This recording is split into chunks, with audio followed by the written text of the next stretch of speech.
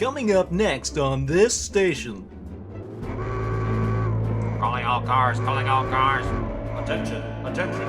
There is no need to panic. We hope this is a mistake. Oh sure, working with concrete's easy now, but it gets a lot harder later.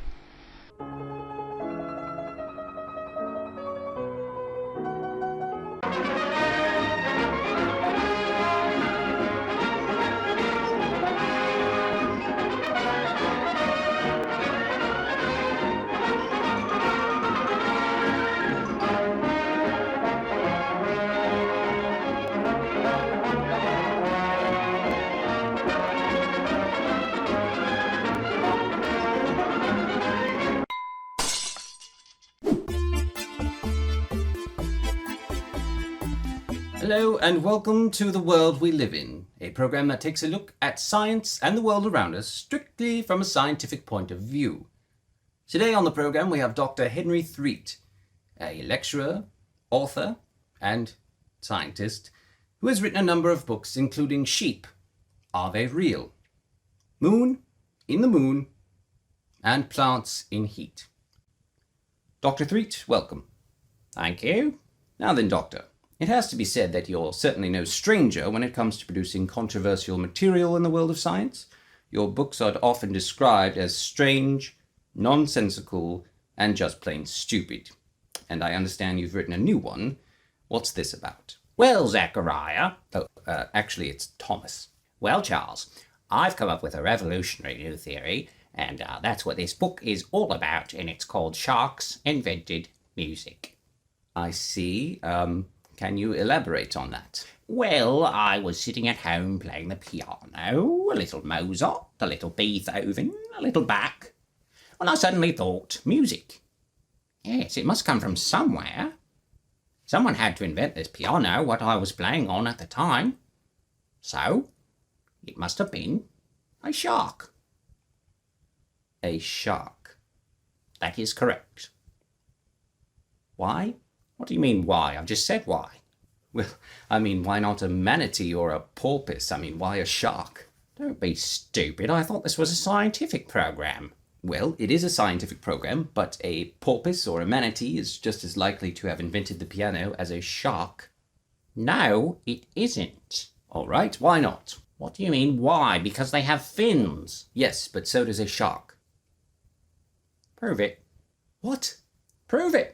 What do you mean, prove it? A shark has fins. I don't see them. Sharks have fins. Anyway, we know who invented the piano. It was Bartolomeo Cristofori in or around the year 1700. Well, maybe he was a shark. He wasn't. Prove it. No. You're the one with the theory, so you provide the proof, not me. See? Prove it. That's how it works. Prove it. You're just saying that to annoy me now, and you know you're trapped in a corner and can't think of anything else to say. Prove it. You complete phage. I'm going to kill you. Prove it. I'll do it, right now. Prove it. That's it. I'm done. I'm leaving. Prove it. Yes, I will leave. That will prove it. Prove it. Prove it. That man obviously knows nothing about science. Prove it.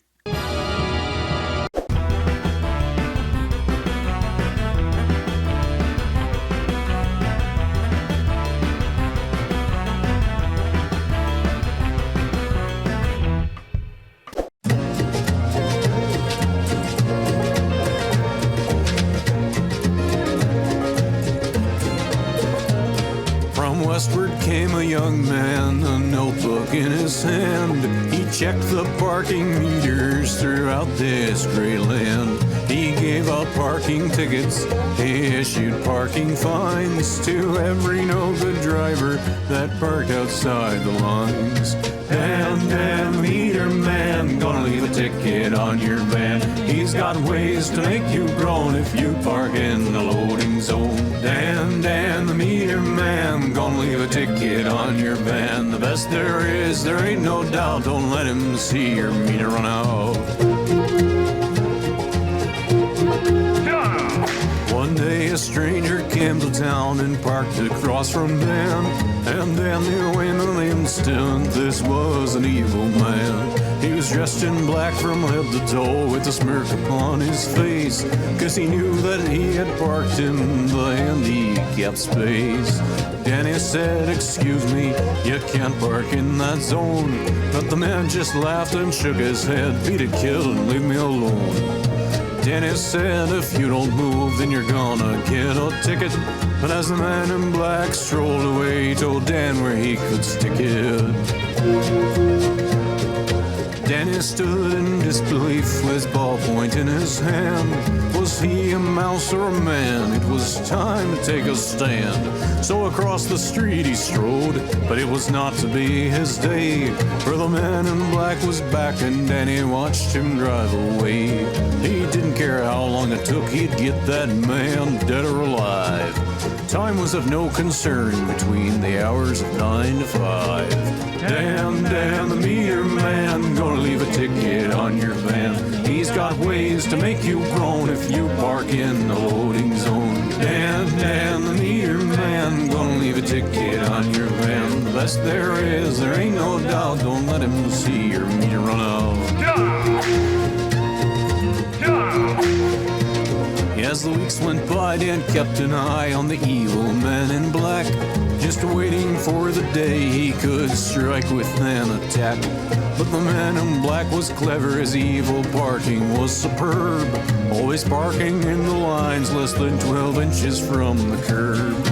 One day it was high noon on the streets that Dan patrolled, when he saw a sight across the road that made his blood run cold. The man in black had stopped to park in a 15-minute zone, and Dan knew it was time for him to reap what he had sown.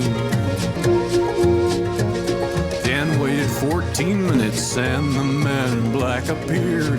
"Nice try," he said, "but I'll be gone in time," and then he sneered. Danny kept his cool, he said, "You won't get very far. Next time you'd better be sure your keys ain't locked in the car."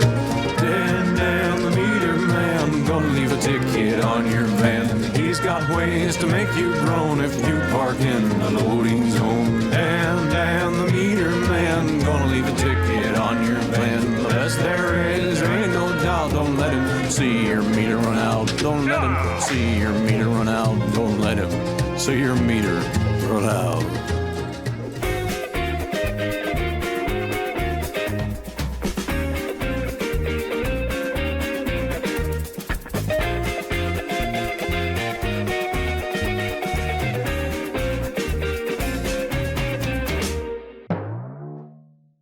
Well, I was talking to this girl the other day about my comic book collection, and let's just say I think she was impressed. You should have seen the look on her face when I told her I have a lot of issues.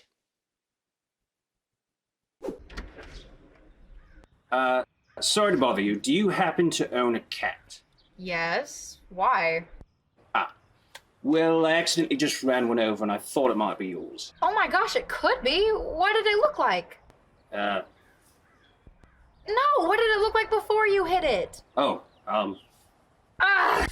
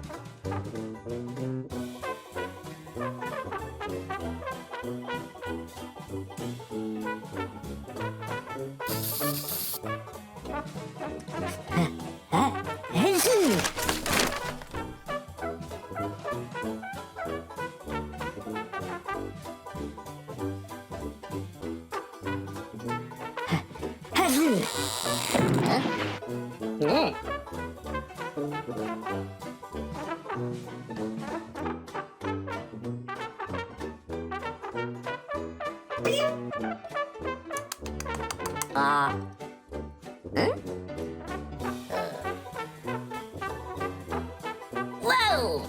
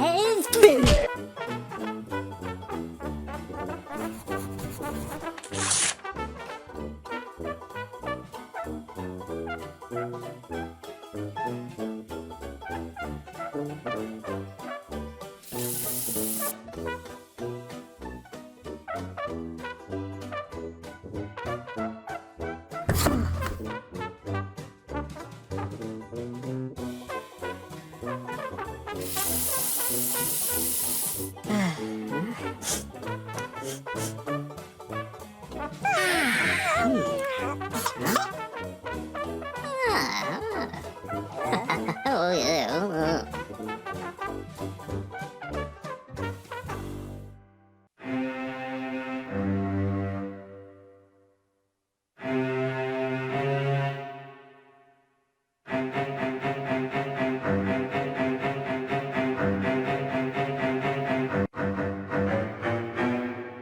Hello, my baby. Hello, my honey. Hello, my ragtime gal. Send me a kiss by wire.